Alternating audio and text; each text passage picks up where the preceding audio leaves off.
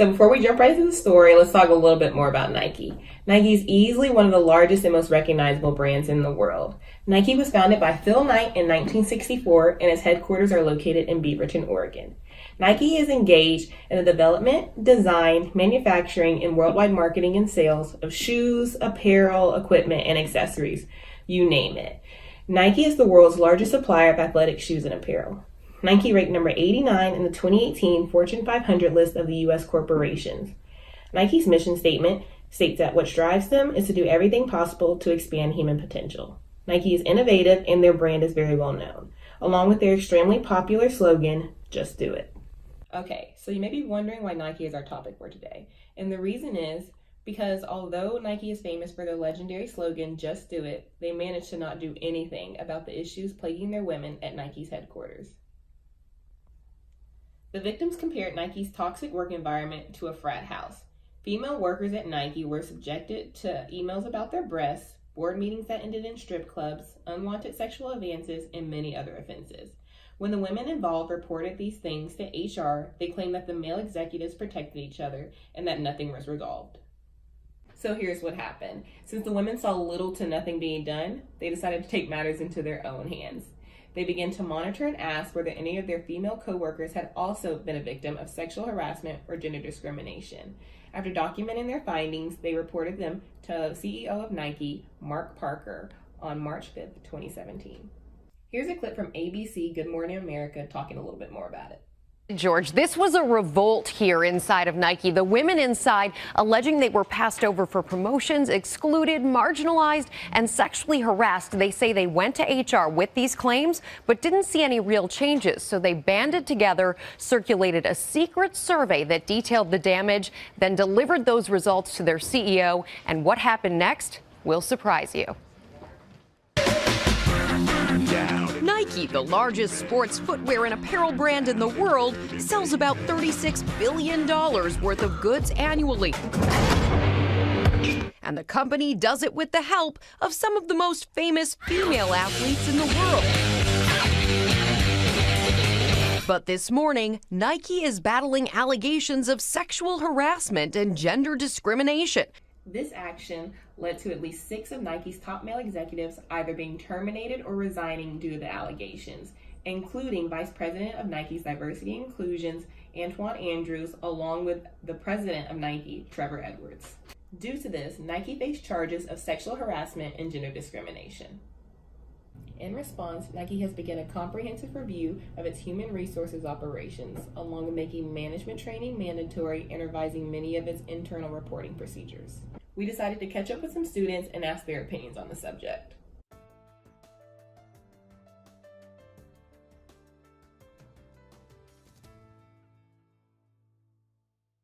Yeah, I was familiar with it. Yeah, I was also. I am not. I was aware of it. I know I heard about it on the news, but I do not know too many of the details. No.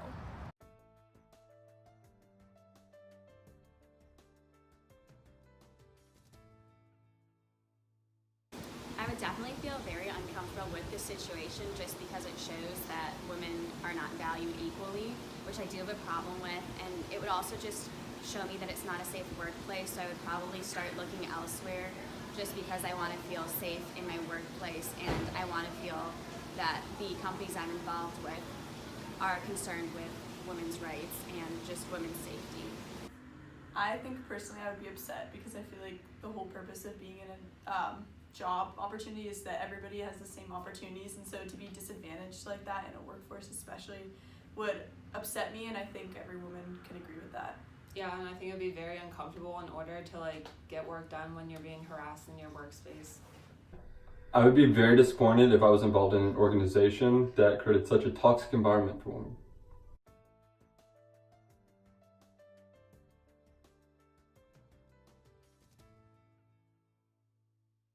Yes, but no. I hate that that happened, but I'm happy that they listened to the women and corrected the things that needed to be done. I think it's definitely a negative. It does have a negative impact, but my overall look at Nike has not changed because it's had so many scandals with race issues as well that I already view it as a relatively negative work environment. So I'm not surprised that another scandal came out about it, unfortunately. And I feel like at this point, Nike is not going for a good reputation anyway. It's more so they're just relying on their brand loyalty instead of anything else. I do. I think that that is something I don't want to shop there as much, or just being aware that that happens still today in our society when everybody and everything should be accepted. That upsets me, and to be in that workforce is uncomfortable, like you said. So I'm not going to be doing as much business with them.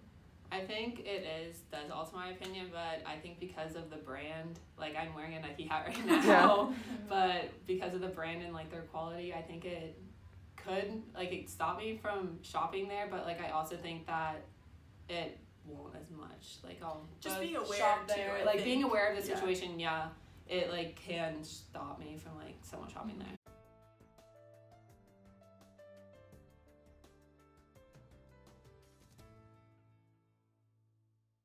This is a good start, but I don't think this is a problem that can be solved overnight. I do believe that Nike's HR has done enough to rectify the situation because they did go through, they fired the employees involved in it. They fired the employees in HR that were involved in the lack of dealing with it. And they set new standards and procedures which help support women and are educating men. However, I do have an issue that it took them some time to do it because I feel like that should be something that they already have in place in case that does happen. And they should be ahead of the problem, not waiting a couple months to take care of it. I think it's not as much that they did. I think they were trying to cover up what they did, and they're not really. I don't think they know how severe it is that they're doing that kind of stuff. So I think they should do more and hire more women with more executive positions, as well as it doesn't really cancel out that they're firing males. They should be putting women in the charge. Yeah, instead. and also like just because you're firing like the CEO, you still have other people who are part Right. of like the scandal. It kind and, of like, defines the whole brand to me. yeah.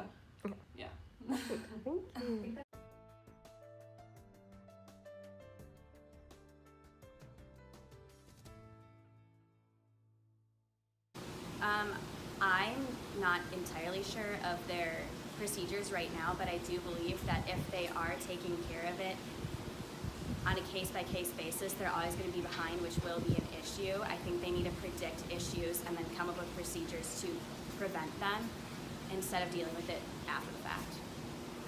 So not only did we reach out to the students to get their opinions, but we also caught up with experts Matt and Avery to see what they had to say on the topic and what advice they would give Nike to continue on making sure they ensured a safe work environment for women. So here's a list of what I have that Nike should do to incorporate better workplace environment for women. The first one I have is that they should fire all the executives that were involved in the scandal. Also, they should include on-the-job training for new employees so that everyone's aware of what's going on. Also, they should construct a new code of conduct so that employees have a brief understanding of what's going on, as well as hiring an employment relationship therapist to equip with the staff to help all current employees with any problems or concerns within the organizations. As well as Nike should implement to stay on the right track to include that Nike should fire all the executives that were involved in the scandal in order to maintain a civil workplace environment for women, as well as including on-the-job training for all new employees in the HR department. I would break up all HR employees into groups so that each employee is well aware of what is allowed and what isn't allowed in the workplace. Hence, I would amend the code of conducts to ensure that everyone who is working for Nike feels comfortable coming to work each day. Lastly, I would hire an employment relationship therapist who are known to be receiving and efficiently handling employee complaints. They also help determine the level of disciplinary or legal action when necessary. They also help updating employees with any changes in company policy. Also, they advise supervisors on treatment of staff and company policies. They respond to violations of policy and generally help to resolve conflict in the workplace.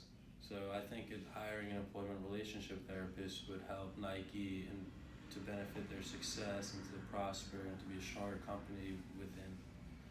The only negative consequences that I could foresee happening would include the fact that current employees wouldn't follow the new code of conducts or new policies implemented to control any negative things occurring in the workplace.